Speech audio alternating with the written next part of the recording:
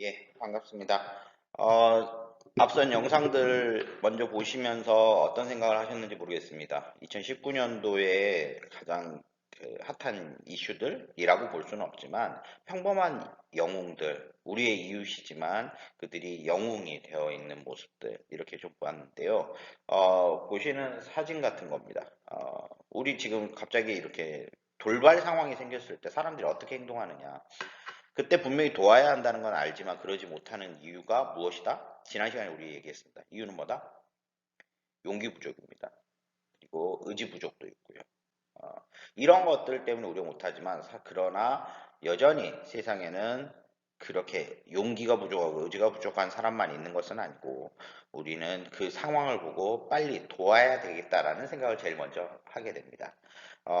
이런 걸 우리가 도덕적 상상력이라고 표현하고 도덕적 민감성이라고 표현을 하게 되는데요.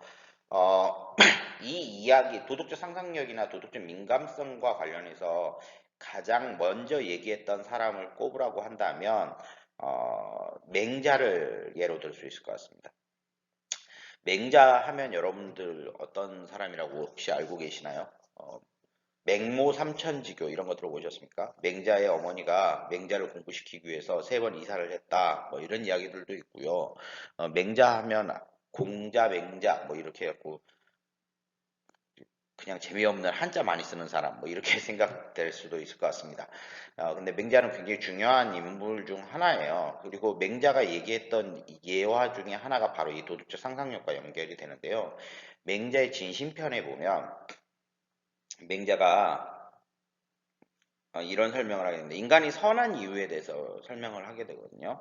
어, 한 아이가 우물에 빠지려고 한다.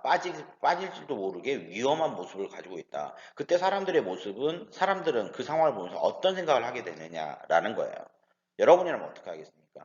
한 어린 아이가 자신의 몸을 주체하지 못하고 장난치다가 깊은 우물 속에 빠질 뻔한 위험을 겪고 있습니다. 그러면 여러분은 어떻게 할까요? 안 돼! 하면서 빨리 뛰어나가서 그 아이를 구할 거예요. 우리는 모두 다 그런 마음을 가지고 있다는 거죠. 그게 불인지심이라고 해서 인간이라면 반드시 갖고 있는 가장 기본적인 그 선한 마음이라고 표현을 하고 있습니다. 즉, 도덕적 상상력이라고 하는 것 자체는 인간으로서 우리가 가지고 있는 우리의 마음속에 가지고 있는 선한 마음이 어떻게 운영되고 있는가, 그리고 그것이 어떻게 도덕적 행동을 이어갈 수 있는가에 대한 이야기들이 이 안에 포함될 수 있다고 생각이 듭니다. 를 그대로 한번 확인해 보죠. 도덕적 상상력이란 뭐냐? 도덕적 문제 상황을 파악하고 그 상황에 처한 사람의 감정에 공감하여 문제를 살핌으로써 자신의 행동이 타인에게 미칠 영향을 상상하는 능력이다라고 표현하고 있습니다. 여기서 가장 이 말 전체가 굉장히 복잡하기 때문에 그런데 실질적으로는 그 세 개의 단어가 묶여 있기 때문에 그렇습니다. 하나는 뭐냐면 문제 상황을 파악하는 겁니다. 문제 상황 파악. 두 번째는 감정에 공감하는 겁니다. 마지막으로 타인에게 미칠 영향을 상상하는 겁니다. 이렇게 해서 세 가지의 요소가 섞여서 만들어지는 게 바로 도덕적 상상력이라고 표현해 볼 수 있을 것 같은데요. 그러니까 아까 우리가 우물의 사례를 예를 들었는데 우물에 아이가 빠지려고 한다. 그걸 딱 보면 그게 바로 본다라고 하는 것 자체가 그 상황을 봤다라고 하는 것 자체가 문제 상황을 파악하는 거고요. 그 상황에 처한 사람의 감정에 공감한다. 만약 그 옆에 우물 옆에 있는 엄마의 모습을 봤다면 그 모습을 보면서 여러분들 어떤 생각이 있어요? 아, 가슴이 찢어진다라는 생각이 제일 먼저 들 거예요.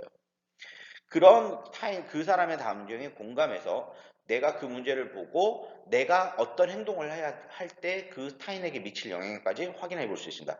내가 그 아이를 구하기 위해서 빨리 뛰어들어서 그 아이를 구한다면 옆에 있는 어쩔 줄 몰라하는 엄마의 그 마음을 우리가 보살펴 주게 되는 거고 그 엄마가 나에게 뭔가 고마움을 느끼게 되겠죠.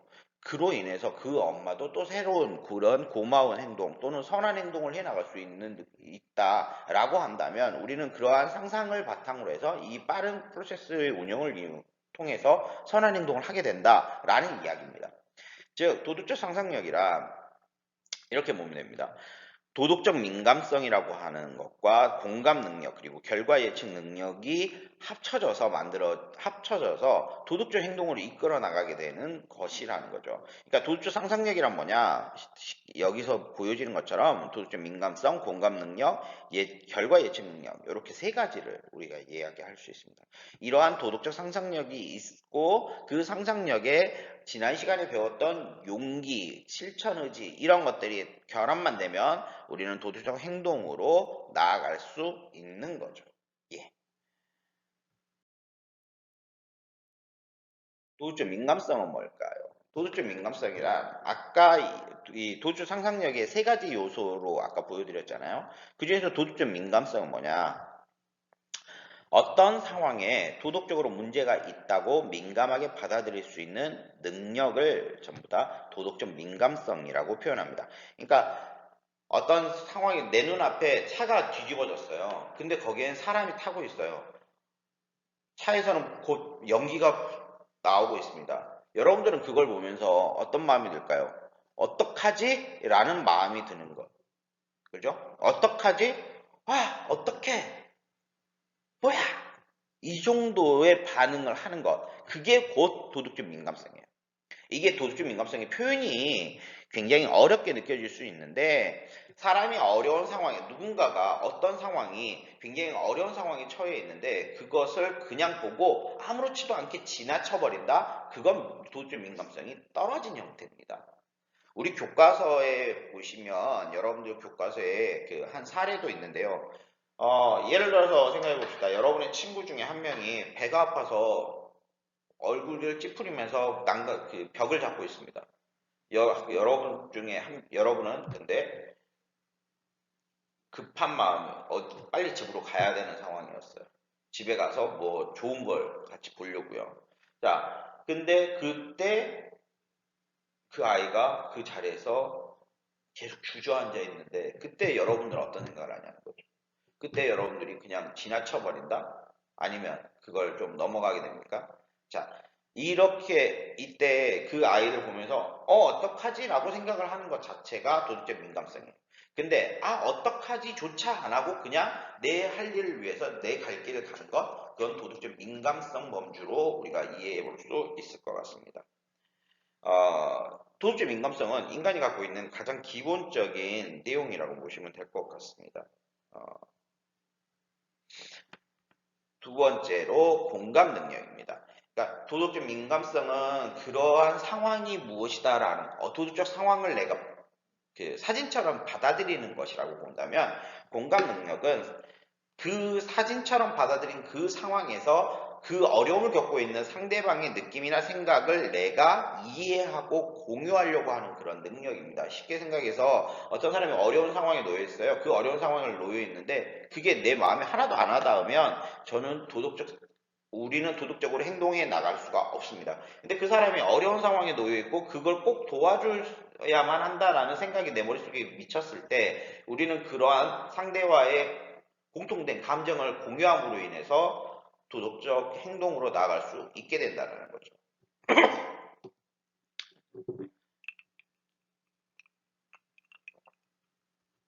더 나아가서 결과 예측 능력입니다. 어떤 행동을 했는데 어려운 상황에 놓여 있고 그 사람이 이런 거예요. 어떤 사람이 어려운 상황에 놓여 있는데 그 사람이 얼마나 아플지를 이해가 됩니다. 근데 내가 내가 뭔가 할 수 없는데 내가 무작정 뛰어들어서 그 문제를 악화시킬 수 있다라고 생각할 수도 있다라는 거죠. 즉, 대안이 될 수 있는 다양한 행동을 탐색하고 각 행동의 결과가 미치는 영향을 예상할 수 있는 능력을 우리는 결과 예측 능력이라고 이야기합니다. 쉽게 생각하면요.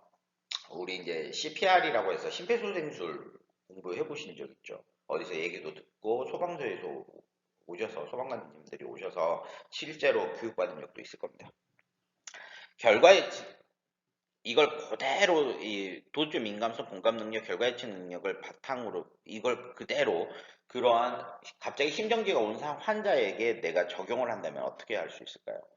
자, 내 눈앞에서 갑자기 심정지 환자가 와서 쓰러졌습니다. 그때 우리는 어떡하지라고 하면서 도둑 민감성이 발휘하게 됩니다. 그리고 그 사람이 무지 아플 거라는 것에 그리고 그 사람이 도움이 필요하다는 그 마음에 공감하게 되죠. 그러면 그 다음에 우리가 할 행동은 뭐냐라는 거죠. 그때 대안이 될 수 있는 다양한 행동을 머릿속으로 순간적으로 생각하게 됩니다. 그래서 119를 부르게 되고 심폐소생술을 시행하게 되는 그런 과정들까지 이어가게 되거든요. 요 3단계가 이건 3단계라고 볼 수도 없고요. 사실은 어 근데 그렇죠. 일단은 3단계라고 볼 수는 있는데 이거 거의 동시에 이루어진다고 보시면 돼요. 이게 어디에서? 우리의 마음속에서 이루어지는 겁니다. 그래서 도덕적 상상력이라고 하는 것 자체는 이런 것들을 다 도덕적 상상력이라고 표현하는 거예요. 이걸 도덕적 행동으로 보지 않습니다. 이건 도덕적 상상력이에요. 왜? 내 머릿속에서만 있잖아요. 그래서 내 머릿속에서만 문제 상황인 거 알고 그 사람이 공감하고 어떡하지? 그러면 이걸 이렇게 해야지 라고 생각하는 것까지가 끝이라면 그건 도덕적 행동하고는 좀 다릅니다. 그러니까 상상을 하는 것이 꼭 도덕적 행동을 이어가느냐 그건 아니라는 거죠.